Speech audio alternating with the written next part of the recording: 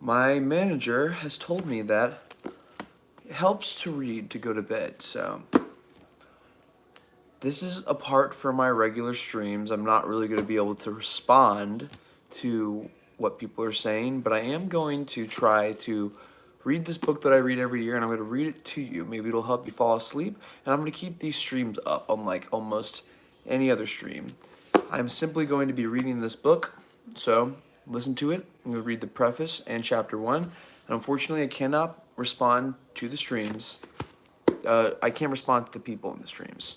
And that's just going to be the case for all of these. But I want to read through the whole book, because I've read through the book many times, but this is going to be my first time reading it out loud. And I've heard that reading it out loud, you get something different from the text. So, without further ado, the picture of Dorian Gray. Preface and Chapter 1. The artist's preface. Actually, you know what? No, I don't want to read that. The artist's preface. It's fake. It's fake. I'm going to read the writer's preface. All right, here we go. The artist is the creator of all beautiful things. To reveal art and to conceal art is the artist's aim. The critic is he who can translate into another manner or a new material his impression of beautiful things. Although I would like to addendum here the text there, okay? He/him, she/, you know what? Oscar Wilde was a homosexual, okay? He was killed for it. Things were different back then. Anyway, yeah. The highest as the lowest form of criticism is a mode of autobiography. Those who find ugly meaning in beautiful things are corrupt without being charming. This is a fault. Those who find beautiful meaning in beautiful things are cultivated, for these there are hope. They are the elect to whom beautiful things mean only beauty. There is no such a thing as a moral or immoral book. Books are all well written or badly written. That is all.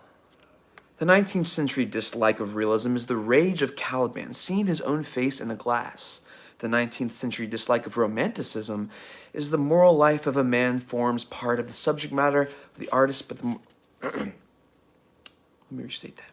The moral life of a man forms part of the subject matter of the imperfect medium. No artist desires to prove anything. Even things that are true can be proved. No artist has ethical sympathies. An ethical sympathy in an artist is an unpardonable mannerism of style. No artist is ever morbid. Now, I might disagree with that, but the artist can express everything. Thought and language are to the artist instruments of an art. Vice and virtue are to the artist materials for an art. From the point of view of form, the type of all the arts is the art of the musician. From the point of view of feeling, the actor's craft is the type. All art is at once surface and simple. Those who go beneath the surface do so at their own peril. Those who read the symbol do so at their own peril. It is the spectator, and not life, that art really mirrors. Diversity of opinion about a work of art shows that the work is new, complex, and vital. When critics disagree the artist is in accord with himself, their self, we can forgive a man or woman for making a useful thing as long as he or she does not admire it. The only excuse for making a useless thing is that one admires it intensely. All art is quite useless. Oscar Wilde. Well, time for chapter 1. I really doubt that many people are going to be sticking around the live stream and listening, but I'm keeping these ones up. I just wanted to read it live because I like it to be unedited, real raw. It's going to help me fall asleep. Help me fall asleep, guys, and I'll help you fall asleep. Chapter 1. The studio was filled with the rich odor of roses, and when the light summer wind stirred amidst the trees of the garden, there came through the open door the heavy scent of the lilac, or the more delicate perfume of the pink flowering thorn. From the corner of the divan of Persian saddlebags on which he was lying, smoking, as was his custom, innumerable cigarettes, Lord Henry Wotton could catch the gleam of the honey-sweet and honey-colored blossoms of laburnum, whose tremulous branches seemed hardly able to bear the beauty of a burden so flame-like as theirs. and now and then the fantastic shadows of birds in flight flitted across the long tussore silk curtains that were stretched in front of a huge window, producing a kind of momentary Japanese effect, and making him think of those pallid, jade-faced painters of Tokyo who, through the medium of an art that is necessarily immobile, seek to convey the sense of swiftness and motion. The sullen murmur of bees shouldering their way through the long, unmown grass, or circling with monotonous insistence around the dusty gilt horns of straggling woodbine. Okay, now it's a bit florid, as Wilde likes to do, but seemed to make the stillness more oppressive. The dim roar of London was like the bourbon note of a distant organ.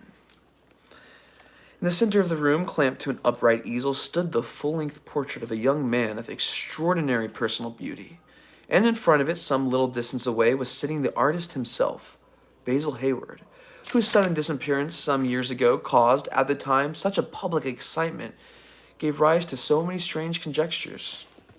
As the painter looked at the gracious and comely form he had so skillfully mirrored in his art, a smile of pleasure passed across his face and seemed to linger there.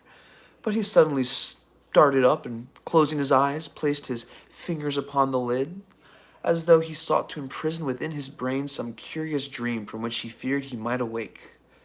"It is your best work, Basil, the best thing you've ever done," said Lord Henry languidly. "You must certainly send it over next year to the Grosvenor. The Academy is too large and too vulgar. Whenever I've gone there, there have either been so many people that I've not been able to see the pictures, which is dreadful, or so many pictures that I have not been able to see the people, which is much worse. The Grosvenor is really the only place." "I don't think I shall send it anywhere," he answered, tossing his head back in the odd way that used to make his friends laugh at him at Oxford. "No, I won't send it anywhere," he answered, Lord Henry elevated his eyebrows and looked at him in amazement through the thin blue wreaths of smoke that curled up in such fanciful whorls that from his heavy opium-tainted cigarette— okay, people were smoking opium back then, we all know this— "Not send it anywhere? Why, my dear fellow, why? Have you any reason? What odd chaps you painters are! You do anything in the world to gain a reputation, and as soon as you have one, you seem to want nothing but to throw it away. It is silly of you, for there is only one thing in the world worse than being talked about, and that is not being talked about. A portrait like this would set you far above all the other young men in England, and make old men quite jealous if old men are even capable of emotion." "I know you will laugh at me," he replied, "but I really can't exhibit it. I have put too much of myself in it." Lord Henry stretched himself out on the divan and laughed. "Yes, I knew you would, but it is quite true all the same. Too much of yourself in it. Upon my word, Basil, I didn't know you were so vain. I really can't see any resemblance between you, with your rugged, strong face and coal-black hair, and this thin young Adonis who looks as if he was made of ivory and rose leaves. Why, my dear Basil, he is a Narcissus, and you, well, of course you have an intellectual expression and all of that, but beauty, real beauty, ends where an intellectual expression begins. Intellect is in itself a mode of exaggeration, and sorry, so from time to time I get very excited and I will lose my place on the page, so you'll have to forgive me. Intellect in itself is a mode of exaggeration and destroys the harmony of any face.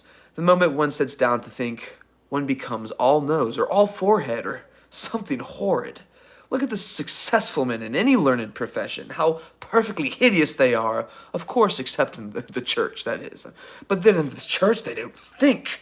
A bishop keeps on saying at the end of 80 what he was told to say when he was a boy of 18, and as a natural consequence, he always looks absolutely delightful. Your mysterious young friend, whose name you've never told me, but whose picture really fascinates me, never thinks. I feel quite sure of that. He is some brainless, beautiful creature who should be always here in winter when we have no flowers to look at, and always here in summer when we want something to chill our intelligence. Don't flatter yourself, Basil. You are not in the least like him." "You don't understand me, Harry," answered the artist. "Of course I am not like him. I know that perfectly well. Indeed, I am telling you the truth. I should be sorry to look like him. You shrug your shoulders. There is a fatality about physical and intellectual distinction, the sort of fatality that seems to dog through the history of faltering steps of kings. It is better not to be different from one's fellows.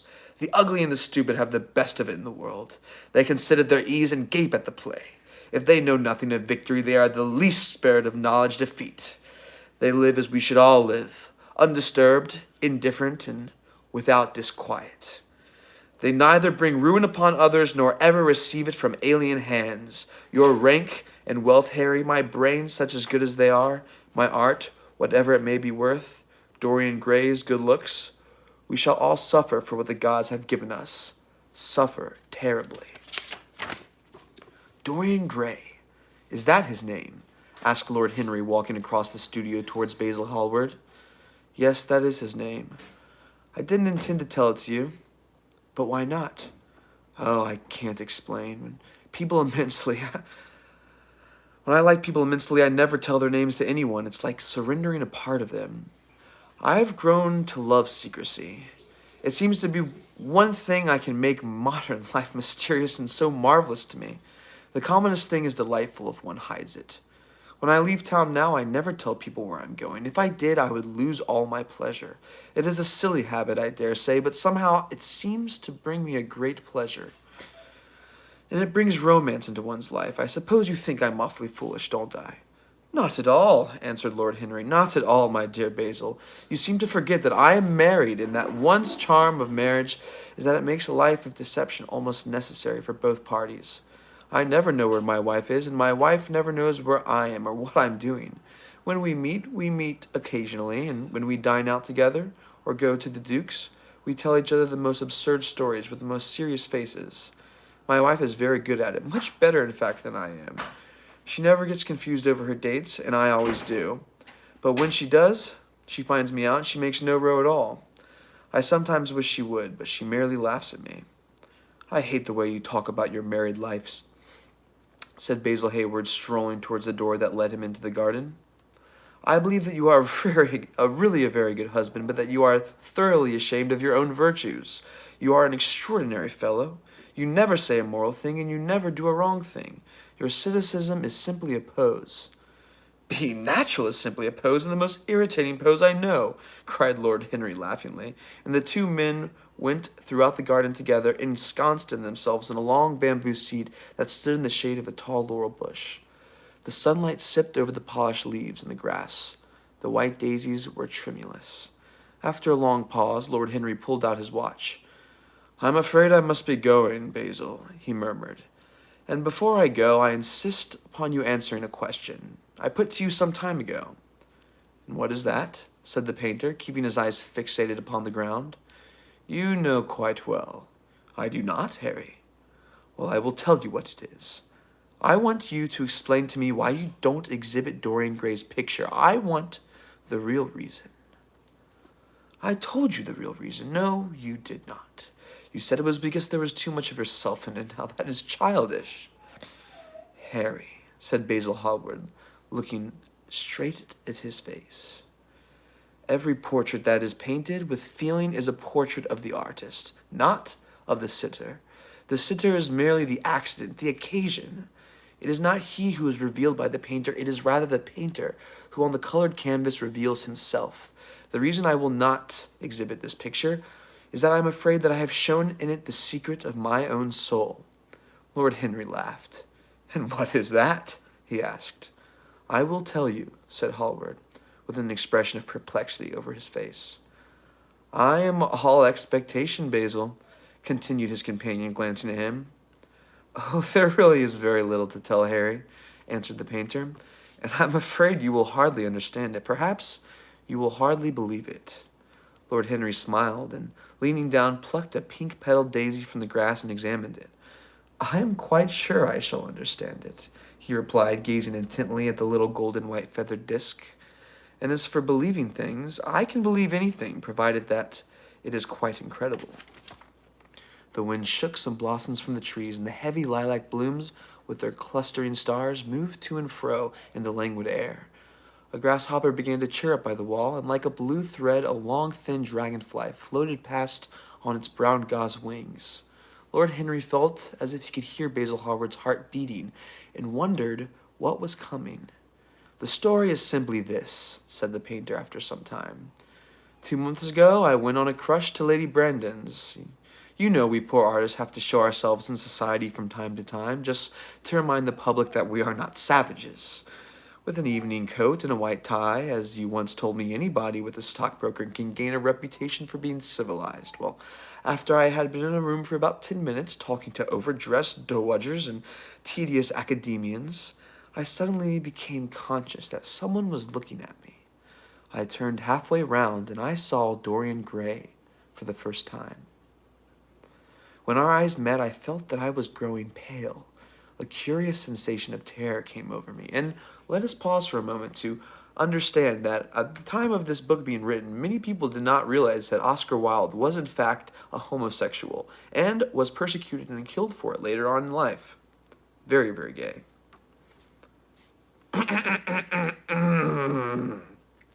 I digress. When my eyes met, I felt that I was growing pale. A curious sensation of terror came over me. I knew that I had come face to face with someone whose mere personality was so fascinating that if I allowed it to do so, it would absorb my whole nature, my whole soul, my very art itself. I did not want any external influence in my life. You know yourself, Harry, how independent I am by nature. I have never been my own master. At the very least, it had never been so, at least until I met Dorian Gray. Then I don't know how to explain it to you. Something seemed to me that I was on the verge of a terrible crisis in my life. I had a strange feeling that fate had in store for me exquisite joys and exquisite sorrows. I grew afraid and turned to quit the room. It was not conscience that made me do so. It was a sort of cowardice. I take no credit to myself for trying to escape. Conscience and cowardice really are the same thing, Basil. Conscience is the trade name of the firm, that is all. I don't believe that, Harry, and I don't believe you do so either. However, whatever my motive, and it might have been pride, for I used to be very proud, I certainly struggled to the door. There, of course, I stumbled against Lady Brandon. You're not going to run away so soon, Mr. Harwood, she screamed out. You know, in her curious, shrill voice. Okay, he does not like women. We know this right now. Oscar Wilde, not a fan of women. But my dog is crying. I'm going to have to let her out of the room. Hold on one second. Come on. Just get out here. Come on. You're ruining the... Jeez. Okay, that's how you know the authenticity of it. We're almost to the end of the first chapter, guys. All right. Yes, she is a peacock, and everything but beauty, said Lord Henry, pulling the daisy to its bits with his long, nervous fingers. I could not get rid of her. She brought me up to the royalties, and people with stars and garters, and elderly ladies with gigantic tiaras and parrot noses. She spoke of me as her dearest friend. I had only met her once before, but she took it into her head to lionize me. I believe some picture of mine had made a great success at the time. At least it had been chatted about in the penny newspapers, which is the 19th century standard of immorality. Suddenly I found myself face to face with a young man whose personality had so strangely stirred me. We were quite close, almost touching. Our eyes met again. It was reckless of me, but I asked Lady Brandon to introduce me to him. Perhaps it was not so reckless after all. It was simply inevitable. We would have spoken to each other without any introduction, I'm sure of that. Dorian told me so afterwards. He too felt that we were destined to know one another. And how did Lady Brandon describe this wonderful young man? Asked his companion. I know she goes in for giving a rapid précis of all of her guests. I remember her bringing me up to a truculent and red-faced old gentleman covered with all orders of ribbons and hissing into my ear in a tragic whisper which must have had been perfectly audible to everyone in the room. The most astounding details. I simply fled. I like to find out people for myself. But Lady Brandon treats her guests exactly as an auctioneer treats his goods.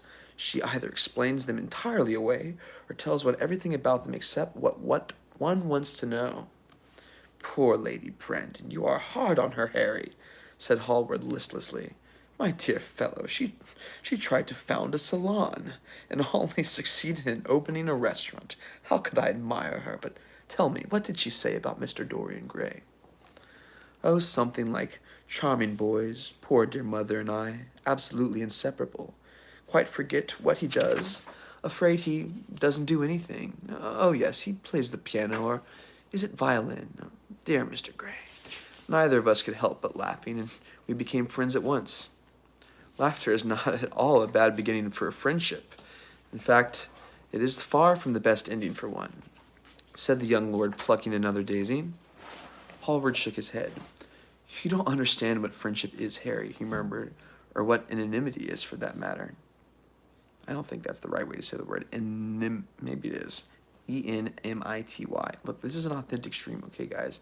I don't know all these words. It is right? Okay, good. Okay. See. How horribly unjust of you, cried Lord Henry, tilting his hat back and looking up at the little clouds that, like raveled skeins of glossy white silks, were drifting across the hollow turquoise of the summer sky. Yes, horribly unjust of you. I make a great difference between people. I choose my friends for their good looks, my acquaintances for good characters, and my enemies for their good intellects. A man cannot be too careful in the choice of his enemies. I have not got one who is a fool. I have not got one who is a fool. Oscar Wilde, sometimes you sound so smart, other times that just makes no sense. I have not got one who is a fool. They are all men of some intellectual power, and consequently they all appreciate me. Is that very vain of me? I think it is rather vain. I should think it was, Harry, but according to your category, I must merely be an acquaintance. My dear old Basil, you are much more than an acquaintance, and much less than a friend, a sort of brother, I suppose. Oh, brothers, I don't care for...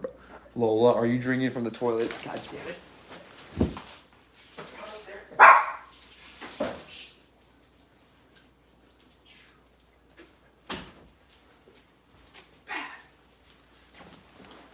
Sorry about that.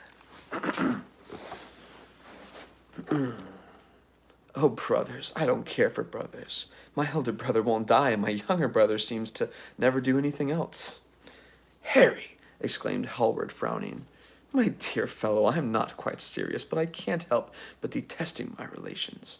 I suppose it comes from the fact that none of us can stand other people having the same faults as ourselves. I quite call them vices of the upper orders. The masses feel that drunkenness, stupidity, and immorality should be their own special property, and that if any one of us makes an ass of himself, he's poaching on the preserves. When poor Southwark got into the divorce court, their indignation was quite magnificent, and yet I don't suppose that % of the proletariat live correctly. I don't agree with a single word that you have said, and what is more, Harry, I feel as though you don't either. Lord Henry stroked his pointed brown beard and tapped the toe of his patent leather boot with a tasseled ebony cane. How English you are, Basil. That is the second time you have made that observation. If one puts forward an idea to a true Englishman, always a rash thing to do, he never dreams of considering whether the idea is right or wrong. The only thing he considers of any importance is whether one believes it oneself. Now, the value of an idea has nothing to do whatsoever with the sincerity of a man who expresses it. Indeed, the probabilities are that the more insincere the man is, the more purely intellectual will the idea be. As in the case, it will not be colored by either his wants, his desires, or his prejudices. However, I don't propose to discuss politics, sociology, or metaphysics with you. I like persons better than principles, and I like persons with no principles better than anything else in the world. Now tell me more about Mr. Dorian Gray. How often do you see him? Every day. I couldn't be happy if I didn't see him every day. He is absolutely necessary to me. How extraordinary. I thought you would never care for anything but your art. He is all my art to me now, said the painter gravely.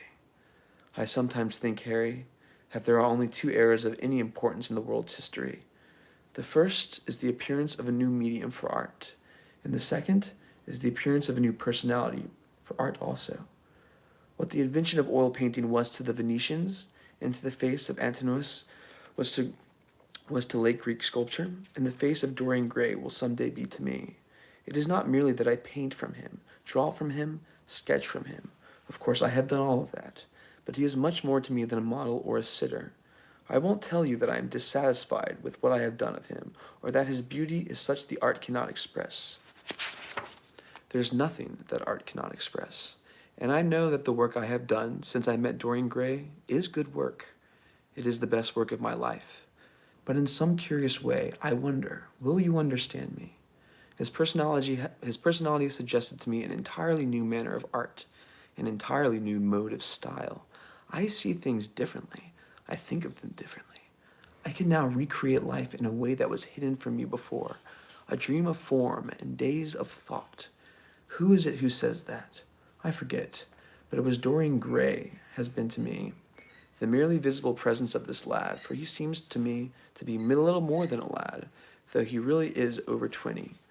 His merely visible presence. Ah, I wonder, can you realize all that that means? And unconsciously he defines for me the lines of a fresh school, a school that is to have in it all the passion of the romantic spirit, all the perfection of the spirit that is Greek, the harmony of soul and body. How much that is. We in our madness have separated from the two and have invented a realism that is vulgar, an ideality that is void. Harry, if you only knew what Dorian Gray is to me. You remember that landscape of mine for which Agnew offered me a huge price, but for which I would not part with? It is because it was one of the best things I had ever done. And why is it so? Because while I was painting it, Dorian Gray sat beside me. Some subtle influence passed from him to me, and for the first time in my life, I saw in the plain woodland the wonder I'd always looked for and always missed. Basil, this is extraordinary. I must see Dorian Gray. Hallward got up from his seat, walked up and down the garden, and after some time he came back. Harry, he said, Dorian Gray is to me simply a motive in art. You might see nothing in him. I see everything in him. He is never more present in my work than when no image of him is there. He is a suggestion, as I have said, of a new manner. I find him in the curves of certain lines, in the loveliness and subtleties of certain colors. That is all. Then why don't you exhibit his portrait? Asked Lord Henry. Because without intending it, I have put into it some expression of all this curious artistic idolatry, which of course I have never cared to speak to him. He knows nothing about it. I shall never know anything about it. But the world might guess it, and I will not bare my soul into their shallow prying eyes. My heart shall never be put under the microscope. There is too much of myself in all things, Harry, too much of myself. Poets are not so scrupulous as you are. They know how useful passion is for publication. Nowadays a broken heart will run too many editions. I hate them for it, cried Hallward. An artist should create beautiful things, but should put nothing of his own life into them. We live in an age when men treat art as if it were meant to be some form of autobiography. We have lost the abstract sense of beauty. Some day I will show the world what it is, and for that reason the world shall never see my portrait of Dorian Gray. I think you are all wrong, Basil. I won't argue with you. If it is only intellectually lost to those who argue, tell me, is Dorian Gray very fond of you? The painter considered for a few moments. He likes me, he answered after a pause. I know he likes me, of course. I flatter him dreadfully. I find a strange pleasure in saying things to him that I know I shall be sorry for having said. Very gay. Persecuted for being gay. As a rule, he is charming to me, and we sit in the studio and talk of 1,000 things. Now and then, however, he is horribly thoughtless and seems to take a real delight in giving me pain. Then I feel, Harry, that I have given away my soul to someone who treats me as if it were a flower to put in his coat, a bit of decoration to charm his vanity, an ornament for a summer's day. Days in summer, Basil, are apt to linger, murmured Lord Henry. Perhaps you will tire sooner than he will. It is a sad thing to think of, but there is no doubt that genius that lasts longer than beauty. That accounts for the fact that we all take such pains to over-educate ourselves. In the wild struggle for existence, we want to have something that endures, and so we fill our minds with rubbish and facts in the silly hope of keeping our place. The thoroughly and well-informed man, that is modern ideal. In the mind of the thoroughly well-informed man is a dreadful thing. It is like a bric-a-brac shop. I don't know what a bric-a-brac shop is. It's some sort of, it must be an anachronism, as they say in the SAT. A bric-a-brac shop, all monsters and dust, with everything priced above its proper value. Actually, I used anachronism improperly. I'm sorry, okay? I promise you I'm educated. I did not do great on my SATs, though. I think you will tire at first, all the same. Someday you will look at your friend, and he will seem to you to be a little out of drawing, or you won't like his tone of color, or something. You will bitterly reproach him in your own heart, and seriously think that he has behaved very badly to you. The next time he calls you, you will be perfectly cold and indifferent. It will be a great pity, for it will alter you. What you have told me is quite a romance of art, one might call it. And the worst of having a romance of any kind is that it leaves one so unromantic. Harry, don't talk like that. As long as I live, the personality of Dorian Gray will dominate me. You can't feel what I feel. You change too often. Ah, my dear Basil, that is exactly why I can feel it. Those who are faithful know only the trivial side of love. It is the faithless who know love's tragedies. And Lord Henry struck a light on a dainty silver case and began to smoke a cigarette with a self-conscious and satisfied air, as if he had summoned upon the world in a phrase. There was a rustle of chirping sparrows in the green liquor leaves of ivy, and the blue cloud shadows chased themselves across the grass like swallows. How pleasant it was in the garden, and how delightful other people's emotions were, much more delightful than their ideas, it seemed to him. One's own soul and the passion of one's friends, those were the fascinating things in life. He pictured to himself with silent amusement the tedious luncheon that he had missed by staying so long with Basil Hallward. Had he gone to his aunt's, he would have been sure to have met Lord Goodbody there, and the whole conversation would have been about feeding of the poor and the necessity for model lodging houses. Each class would have preached the importance of those virtues for whose exercise there was no necessity in their own lives. The rich would have spoken on the value of thrift, and the idle grown eloquent over the dignity of labor. It was charming to have escaped all of that. As he thought of his aunt, an idea seemed to strike him. He turned to Hallward and said, "My dear fellow, I have just remembered." "Remembered what, Harry?" "Where I heard the name of Dorian Gray." "Where was it?" asked Hallward with a slight frown. "Don't look so angry, Basil. It was at my aunt's, Lady Agatha's. She told me she had discovered a wonderful young man who was going to help her in the East End, and that his name was Dorian Gray. I am bound to state that she never told me he was good-looking. Women have no appreciation of good looks. At least, good women have not." "Oh my God, you sexist piece of trash." "She said that he was very earnest and had a beautiful nature. I at once pictured to myself a creature with spectacles and lank hair, horribly freckled and trampling about on huge feet. I wish I had known it was your friend." "I'm very glad you didn't, Harry." "Why?" "I don't want you to meet him." "You don't want me to meet him?" "No." "Mr. Dorian Gray is in the studio, sir," said the butler, coming into the garden. "You must introduce me now," Lord Henry cried, laughing.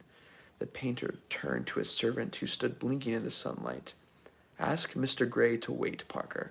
I shall be there in a few moments." The man bowed and went up the walk. Then he looked over at Lord Henry. "Dorian Gray is my dearest friend," he said. "He has a simple and beautiful nature. Your aunt was quite right in what she said of him. Don't spoil him. Don't try to influence. Your influence would be bad. The world is wide and has many marvelous people in it. Don't take away from me the one person who has given my art whatever charm it possesses. My life as an artist depends on him. Mind you, Harry, I am trusting in you." He spoke very slowly, and the words seemed wrung out of him almost against his will. "What nonsense you talk," said Lord Henry, smiling, taking Hallward by the arm. He almost led him into the house. And that was the end of chapter 1. I meant to do it in 30 minutes, and it appears it's 34 minutes. It's because my dog was drinking from the toilet. Sorry. But I'm trying to read 30 minutes every night. I don't know if I'm going to do it always on live stream, but it is quite late. Anyway. Thank you, everyone who watched it, and I'm leaving these up because it is an interesting, good book, and I like to read it to you. Good night.